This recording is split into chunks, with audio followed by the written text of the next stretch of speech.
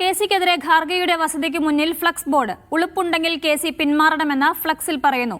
നയിച്ചവൻ നയിക്കട്ടെ എന്നും ഫ്ലക്സിൽ. പി ധനസുമോദ് ചേരുകയാണ് വിവരങ്ങളുമായി. ധനസുമോദ്, അങ്ങോളം ഇങ്ങോളമായി ഫ്ലക്സ് ബോർഡുകൾ ഇങ്ങനെ ഉയരുകയാണ്.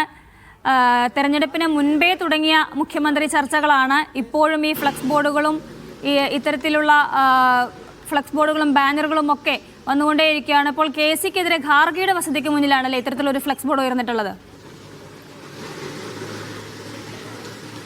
അതെ, ഇന്ന് നേരത്തെ നേതാക്കന്മാരെ അനുകൂലിച്ചുള്ള പോസ്റ്ററുകൾ കേരള ഹൗസിന് മുന്നിൽ മാത്രമാണെന്ന് ഒതുങ്ങി നിന്നത് ഇപ്പോൾ ജന്തർ മന്ദർ റോഡിൽ നിന്നും രാജാജി റോഡിലേക്ക് മാറിയിരിക്കുകയാണ്.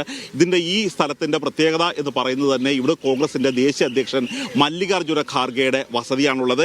ഈ മല്ലികാർജ്ജുന ഖാർഗെയുടെ വസതിയിൽ യോഗം നടക്കുമ്പോഴാണ് ഇങ്ങനൊരു ഫ്ലെക്സ് ബോർഡ് സ്ഥാപിച്ചിരിക്കുന്നത്. ചോറ് കഴിക്കുന്ന ഒരു മലയാളി എന്ന പേരിലാണ് ഈ ഫ്ലെക്സ് ബോർഡ് സ്ഥാപിച്ചിരിക്കുന്നത്.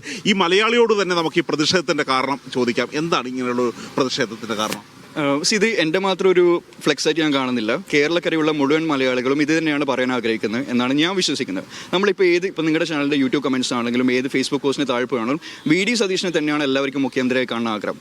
എല്ലാവരും വോട്ട് ചെയ്തതും അദ്ദേഹം മുഖ്യമന്ത്രിയെ കാണാൻ വേണ്ടിയിട്ട് തന്നെയാണ്. പക്ഷേ എന്നാൽ ഇപ്പം നമുക്കറിയാം നമ്മുടെ ജനങ്ങളുടെ മാൻഡേറ്റ് അട്ടിമറിക്കപ്പെടുന്ന പോലെ ഒരുപക്ഷെ KC ആയിരിക്കാം അടുത്ത മുഖ്യമന്ത്രി. പക്ഷെ അതൊരിക്കലും എന്നെ സംബന്ധിച്ചോളം ഒരിക്കലും അംഗീകരിക്കാൻ പറ്റുന്ന ഒരു കാര്യമല്ല. അതുകൊണ്ട് തന്നെ ഒരു പ്രൊട്ടസ്റ്റിന്റെ ഭാഗമായിട്ടാണ് ഇവിടെ ഈ ഫ്ലെക്സ് സ്ഥാപിക്കുന്നത്.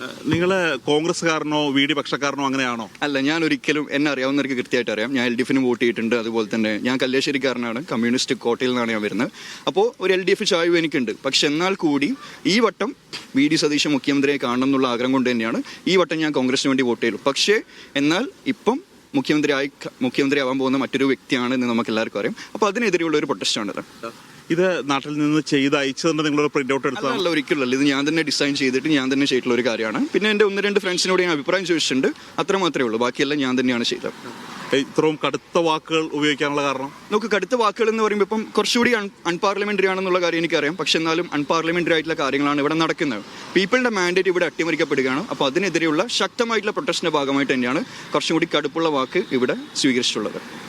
അപ്പോൾ VD സതീശൻ തന്നെ മുഖ്യമന്ത്രിയായുള്ള പ്രഖ്യാപനം ഉണ്ടാകണമെന്നാണ് നിങ്ങൾ ആഗ്രഹിക്കുന്നത്? 100%, ഒരു സംശയം വേണ്ട.